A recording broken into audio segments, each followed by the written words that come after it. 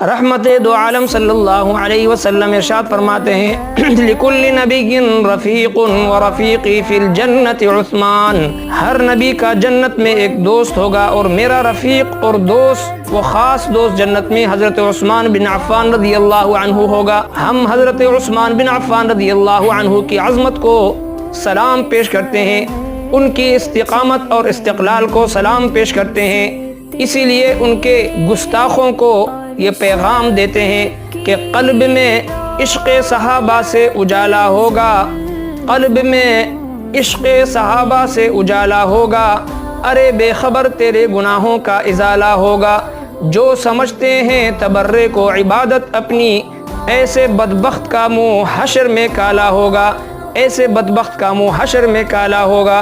अब के इस दौर चलो तेज़ी रफ्तार के साथ कि रास्ते कांप उठें गर्मी रफ्तार के साथ।